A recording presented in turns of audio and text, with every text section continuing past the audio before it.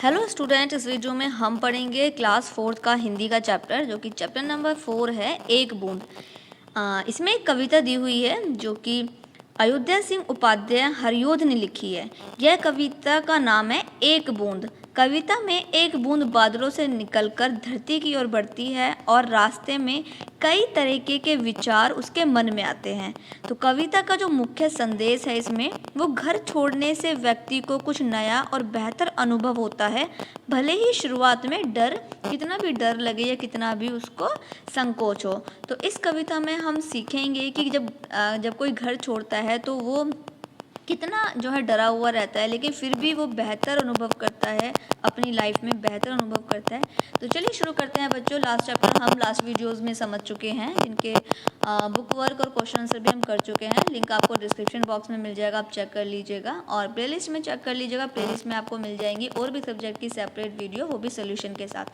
शुरू करते हैं। देखिए, पहला पैराग्राफ जो दिया हुआ है इसके समझ लेते हैं सबसे पहले। तो पहले पैराग्राफ में बताया है कि जो बूंद है, बूंद बादलों से निकलकर आगे बढ़ती है और सोचती है कि उसे क्यों अपने घर को छोड़ना पड़ा। वो परेशान है, जो बूंद है वो सोच रही है कि वो बादलों से जब निकली है, बादल उसका घर है, और वो सोच रही है कि क्यों उसको अपने घर को छोड़ना पड़ रहा है। और दूसरे पैराग्राफ में बताया है कि बूंद अपने भाग्य के बारे में सोचती है, वह धूल में मिलेगी और अंगारों पर जलेगी या कमलों के फूल पर गिरेगी।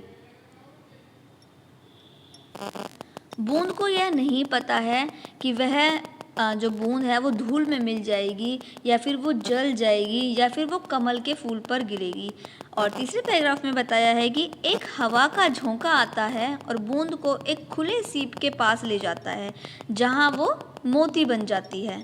और चौथे पैराग्राफ में बताया है कि कवि कहते हैं कि लोग भी घर छोड़ने से डरते हैं, लेकिन घर छोड़ने से अक्सर उन्हें कुछ बेहतर और नया मिलता है। तो ये था कविता का सारांश, जिसमें हमने समझा कि जो बूंद है, बूंद के माध्यम से समझा कि जिस तरीके से बूंद बादलों से निकलकर एक बेहतर अनुभव करती है, वैसे ही लोग भी होते हैं। जब वो अपने घरों को छोड़ते हैं तो वो बहुत उन्हें डर लगता है और बहुत वो डरे सहमे से होते हैं कि अब क्या होगा, कि उन्हें अगला घर कैसे मिलेगा, उन्हें रास्ता उनका कैसा होगा।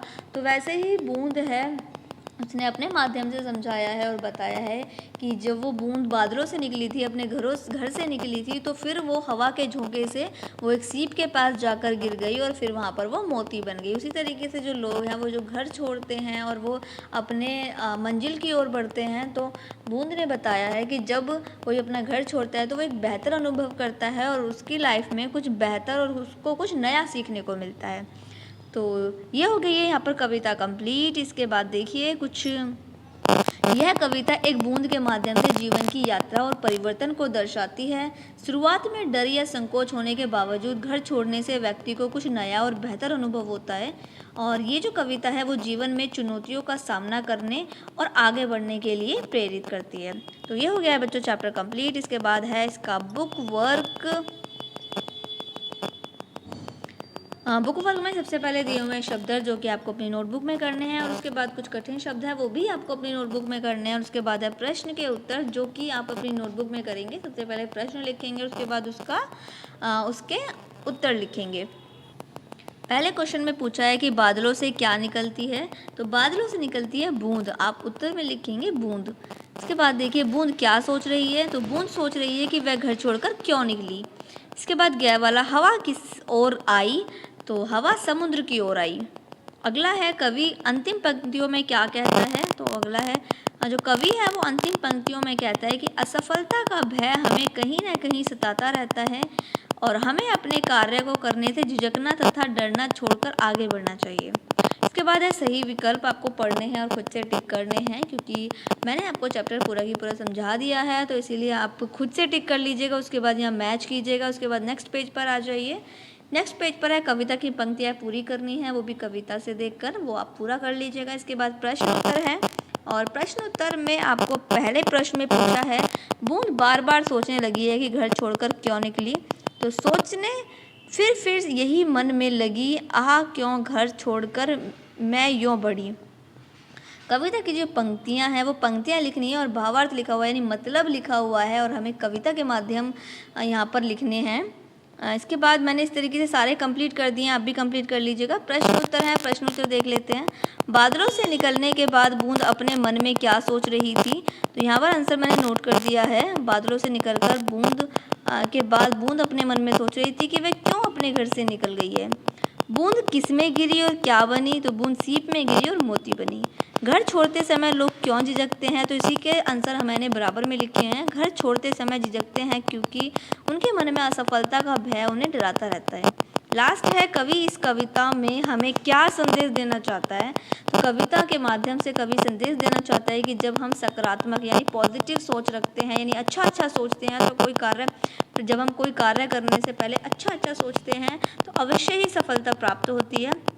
किंतु असफलता का भय हमें कहीं ना कहीं सताता रहता है। हमें अपने इस भय को दूर करके अपने कार्य को करना चाहिए। इसके बाद है कोष्टक में दिए हुए कारक चिन्ह में से कोई एक हमें लिखना है। जो सही कारक चिन्ह है वो लिखना है। मैंने फिल कर दिया, आप फिल कर लीजिए और अगले पेज पर आ जाइए। अगले पेज पर है निम्नलिखित प्रश्नों के क्रम लिखकर वाक्य बनाइए। तो क्रम लिखकर वाक्य बनाने हैं, मैंने फिल कर दिया है। और इसी के बाद वाक्य बनाकर लिखने हैं, तो वो भी मैंने फिल कर दिए हैं। अपनी तरफ से भी आप वाक्य बना सकते हैं। और इसी के साथ में हो गया ये चैप्टर कंप्लीट। आने वाली नेक्स्ट वीडियो में हम चैप्टर नंबर 5 को पढ़ेंगे। अगर आपने वीडियो को अभी तक लाइक नहीं किया तो जल्दी से वीडियो को लाइक कर दीजिए और बच्चों को भी शेयर कीजिए, ताकि और बच्चे भी आप ही की तरह स्टडी कर पाएँ। और चैनल को सब्सक्राइब कर लीजिए। अगर आपने अभी तक चैनल को सब्सक्राइब नहीं किया है तो बेल आइकन ऑन कर लीजिए और चैनल को सब्सक्राइब कर लीजिए। Watch more videos, like, share and subscribe.